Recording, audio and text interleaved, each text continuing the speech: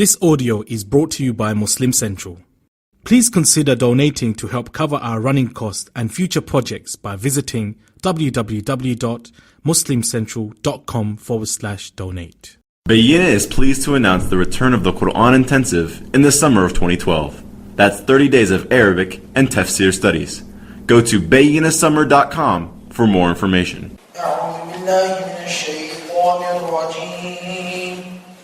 بسم الله الرحمن الرحيم قيل ادخل الجنة قال يا ليت قومي يعلمون بما غفر لي ربي وجعلني من المكرمين وما أنزلنا على قومه من بعده من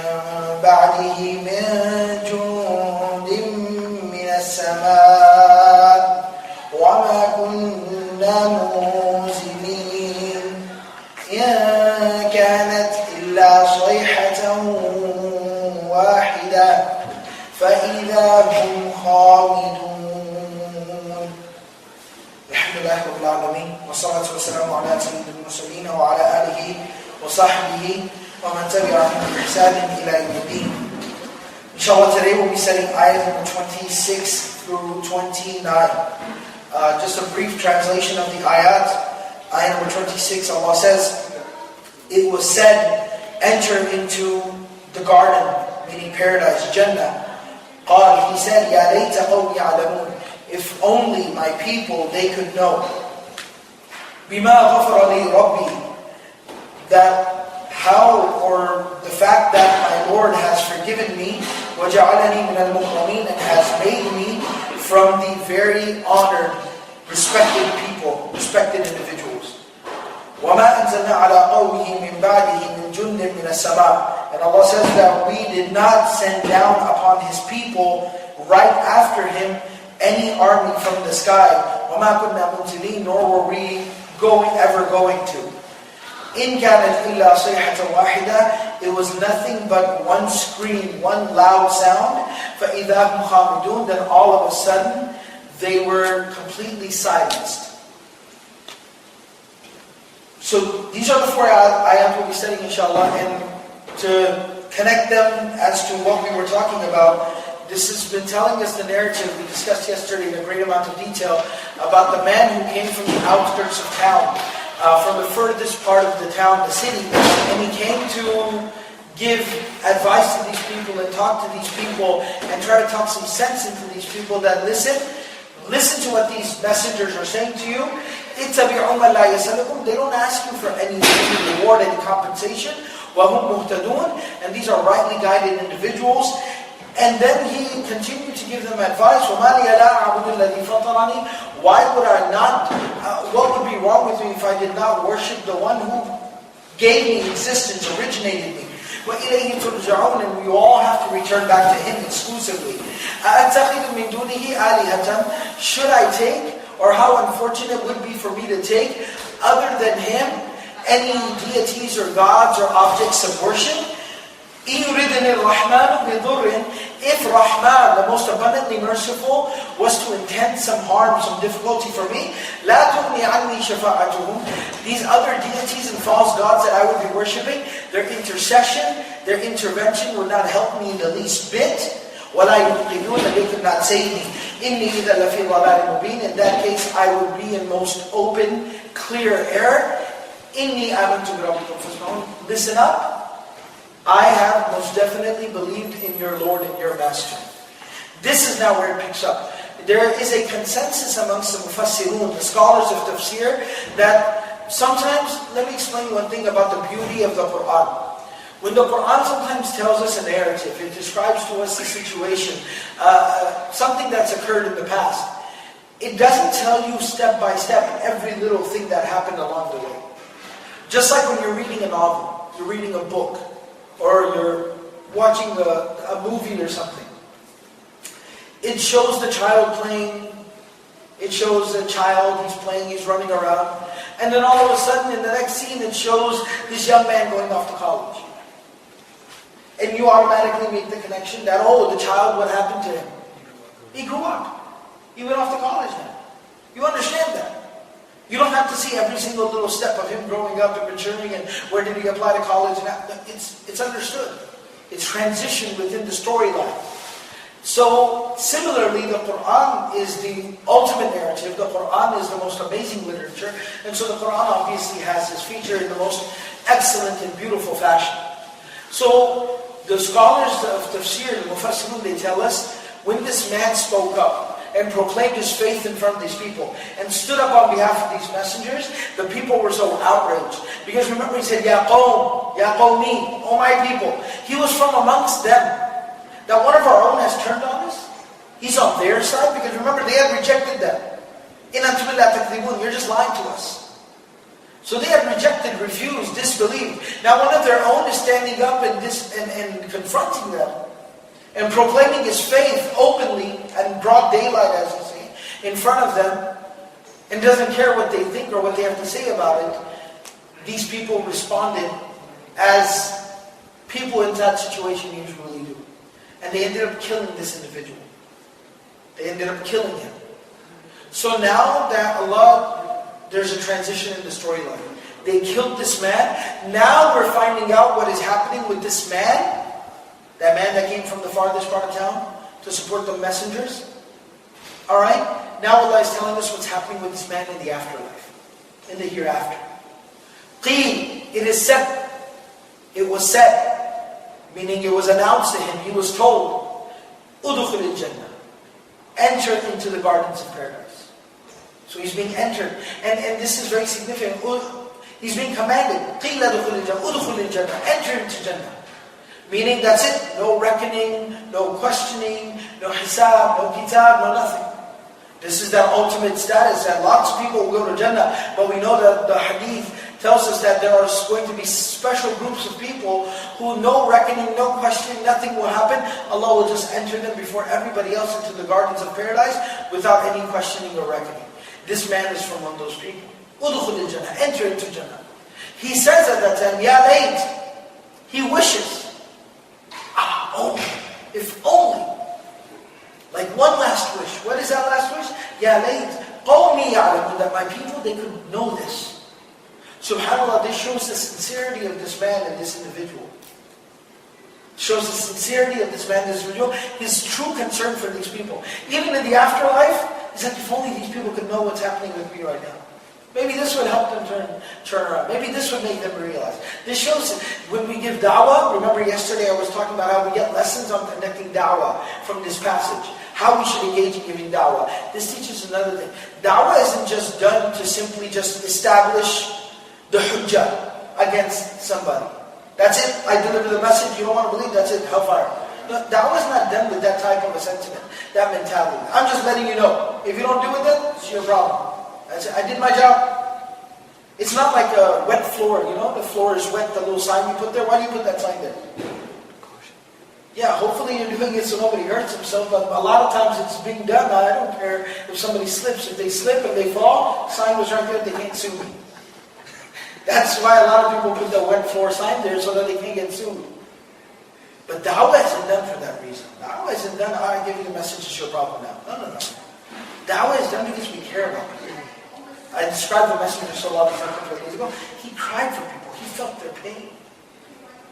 He cried, he bled, he sweat for people. He lived his life to improve, to help other people, to improve their condition. So this man's sincerity shows that he's in Jannah. He's in Jannah, think about it. But even in Jannah, what is he saying? Ya layta qawmi ya'lam. Only if my people would realize. What do I want them to know? Bima ghafara li. How my Lord has forgiven me. Past tense. He forgave me. Wiped my slate clean. What the man might have done before that, we don't know.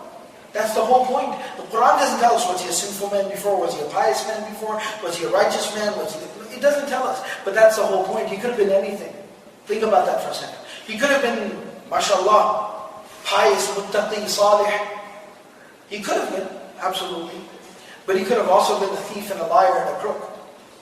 It's completely possible. That's the whole point. Didn't matter what he did before. when he made such an amazing sacrifice, and he was willing to stand up for the truth, and he was willing to support the message of the truth, بِمَا غَفْرَ لِي رَبِّي. Allah completely wiped his slate clean, completely forgave him. And in fact, subhanAllah, the scholars mention the beauty, the wisdom of the Qur'an. Ghafara literally means to cover up something. Not just to forgive somebody's sin, but to cover it up. Nobody ever knows about it. Nobody ever sees it. We don't know how he lived his life before that. That's the whole beauty and the significance of it. We don't know anything about this man before this incident. That's the whole significance. Allah hid his sins from us. We don't know what his sins are. بِمَا غَفْرَ لِي رَبِّي وَجَعَلَنِي مِنَ الْمُكْرَمِينَ. And he made me from al-mukramin. Al-mukramin comes from ikram, to honor someone. To honor someone. So mukramin are those who are honored. He made me from amongst a group of people who are honored. Now there's a very interesting kind of a sentence structure here. It's an interesting way in which Allah is saying this. He didn't say that the man says, وَأَكْرَمَنِي, and Allah honored me. No. وَجَعَلَنِي, he made me from al-mukramin. Why he kept mukram in the nominal form? Because the significance of the noun over the verb is that the noun is now bound by time. Verbs are bound by time, nouns are timeless. That he didn't just grant me honor right now and right here, or in the past tense, or right here, right now, but he granted me honor for all of eternity. When in the life of the hereafter, when you're given honor, that's for all of eternity. In this world, subhanAllah, look at this world. You're honored today, what could happen tomorrow? It could all be gone. Like that. I mean, we see day in, day out politicians, wealthy people, religious leaders, honored today, disgraced tomorrow. Just like that. Turns the situation. But the hereafter, once you're honored, that's it. It's a lifetime of honor now. It's forever, all of eternity. That's one thing. The second thing, Allah says, min al-mukramin, from al-mukramin. Meaning he just isn't honored, but he's in a group of people, he's amongst others who are also equally honored. That's another thing, right? The company that you keep. It reflects on you. You feel a sense of distinction and honor based on who you keep company with. If your best friend is a really famous person, doesn't it make you feel a little bit more special? Absolutely. If you have all these politicians as friends, you're kind of the cool guy, right? The one everyone comes to when they have some trouble. Right? You're the one guy with the inside information all the time. What's going on? So, min al-mukramin. He's saying not only am I honored, but Allah placed me in a group of people, my neighbors, my friends, the people that I mingle with, they're all equally honorable people. So I'm an amazing, Allah's given me an amazing status and put me amongst the most amazing, awesome type of people. وَجَعَلَنِي مِنَ الْمُكْرَمِينَ. Now Allah says, وَمَا أَنزَلْنَا عَلَىٰ قَوْمِهِ. Now Allah speaks. Now Allah subhanahu wa ta'ala, the man was speaking before. Allah allowed him to speak of his experience. What happened with him, what transpired with him. But now Allah is addressing the situation of those people. The people who killed him. The people who refused the messengers, disbelieved in them, and ended up killing the one man that would speak on their behalf and that would support and believe them. Allah now speaks directly. It shows the anger, the wrath of Allah. وَمَا أَنزَلْنَا عَلَىٰ قَوْمِهِ مِنْ بَعْدِهِ مِنْ جُنْدٍ مِنَ السَّمَاءِ. Allah says that we did not send down مِنْ بَعْدِ عَلَىٰ قَوْمِهِ upon His people مِنْ بَعْدِهِ, right after Him. Ba'dahu means after him. Min, the increase, the addition of the word min, adds the meaning of immediately after him. Right after him. Meaning the punishment of Allah subhanahu wa ta'ala and Allah's decision upon these people wasn't for much later. When they committed such an egregious act, when they did something so bad, when they did something so horrible, as persecuting and killing a man who would speak on behalf of the truth, Allah subhanahu wa ta'ala says that it wasn't that the punishment came on them just a little while later. No, immediately the punishment befell these people. So, وَمَا أَنزَلْنَا عَلَىٰ قَوْمِهِ مِنْ بَعْدِهِ مِنْ جُنْدٍ. Allah says we didn't send any type of an army. Once again, the addition, Allah could have said jundan. He says min, He adds the min again. The addition of the min here means any type of an army. Not big, not small, not angels, not people. No type of army was sent to these people. And Allah mentions the army because when the malaika, the angels, would be sent down to punish the people, it would be literally, the angels even in Battle of Badr, musawwimin, murdifin. They came down literally in the form of an army, very organized, like a battalion. They came down. And even if, when Allah afflicts people sometimes with a punishment from other people, He hands them defeat at the hands of other people, you can still say minas sama, from the sky, because where does the command originate from? It originates from the sky, from Allah subhanahu wa ta'ala. So Allah says, we did not send down upon His people immediately after Him any type of an army from the sky, وَمَا كُنَّا مُنْزِلِينَ, nor would we ever send down. وَمَا كُنَّا مُنْزِلِينَ, nor would we ever send down. What does that mean, nor would we ever send down? So there's a few different ways to understand this statement. It's kind of like a figure of speech in Arabic. A few ways you can understand it. It can either mean that we didn't send an army down upon them, nor were we ever going to. It could also mean we did not send down an army upon them, and it wasn't really even appropriate to send down an army upon them because these people were not deserving of such attention. I mean, Allah subhanahu wa ta'ala, if He wants to destroy people, to understand what I'm talking about, if Allah decides destruction for a group of people, does Allah subhanahu wa ta'ala have to send an army to come down and destroy them? Does Allah have to send down angels to bring the punishment? Does He have to do that? We know, إِذَا أَرَادَ شَيْئًا أَن يَقُولَ لَهُ كُنْ فَيَكُونَ. When Allah intends anything to happen, what does He say? Be. فَيَكُونَ, and it happens. That's it. Kun. Allah can just instantaneously, just like that. But when Allah sends down an army, or sends down angels, it's to deliver a message. It's to make some type of a point. It's to teach some type of a lesson. Allah is basically saying here, these people were not deserving of any type of special attention. There was no point to be made with these people. We weren't going to send anything down on these people. So either Allah's saying we did not, nor were we ever going to, or what this could also mean is that these people were not deserving of such attention. And it can also mean that there was no benefit in sending anything down upon them, like an army. Rather, Allah subhanahu wa ta'ala says what transpired, what happened. In kanat, it was nothing but, illa, except for, it was nothing but, sayhatan.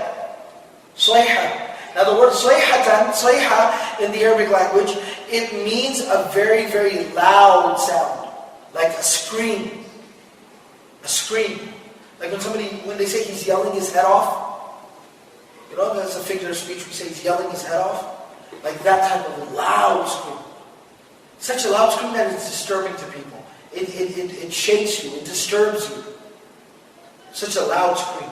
And as a punishment of Allah, when it's used to describe the punishment of Allah, it refers to like a huge, like a piercing sound that will literally make people's heads explode. Allah said, "In kanat illa sayha." Nothing happened. Except for sayhatan wahida, one sound, one scream, one screaming, piercing sound that literally made these people's heads explode. فَإِذَا هُمْ خَامِدُونَ. فَإِذَا means then all of a sudden they were إِذَا فَإِذَا لِلْفَجْأَةِ فَجَاءَ مُفَاجَأَةً. يعني all of a sudden, immediately, all of a sudden. It came without warning. Hum, what did they end up being? Khamidun. Khamad, the root of this word khamidun, it means to put out a fire. Like if there's a blazing fire, there's a fire, it's got flames, like a full fire, and you put it out, you put the fire out, all of a sudden, immediately, that's what the word means. Khamidun means it was like as if they had been put out the way you put a fire out. Imagine the visual when you put something out. You just take like something and just put out the fire, right? You just put it out.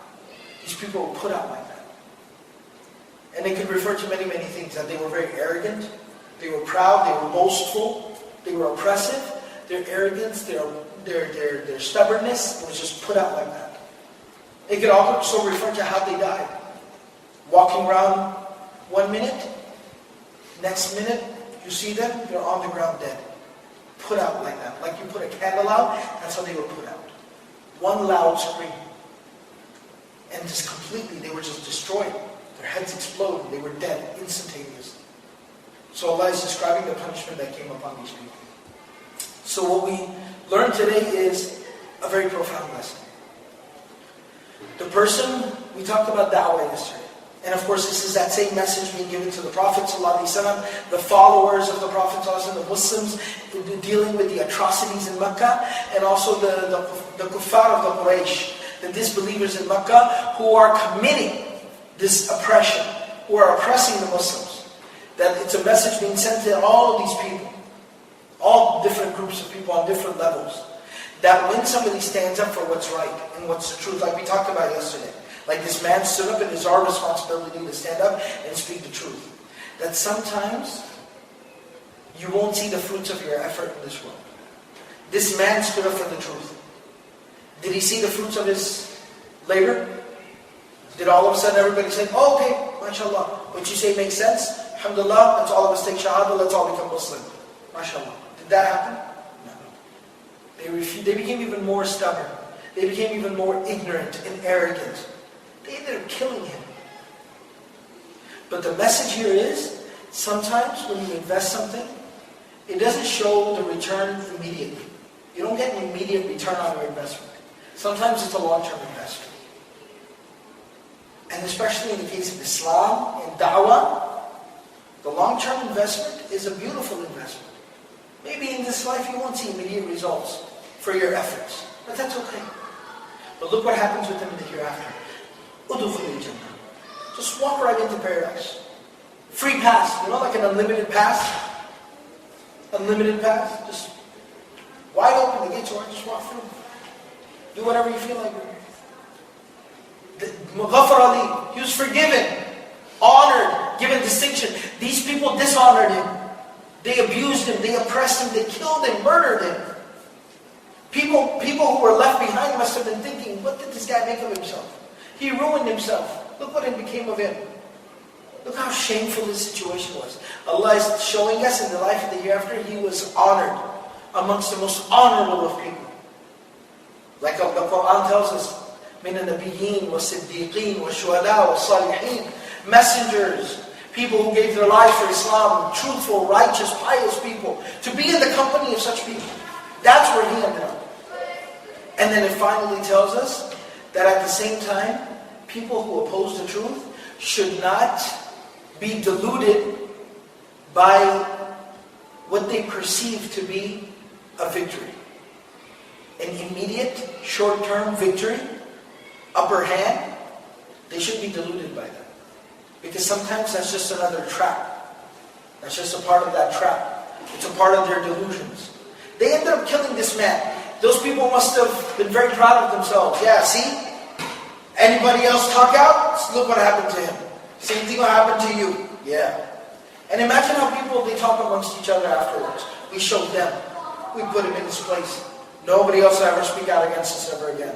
They feel proud, arrogant. It's more arrogance on top of their arrogance. Delusions on top of layer upon layers of darkness.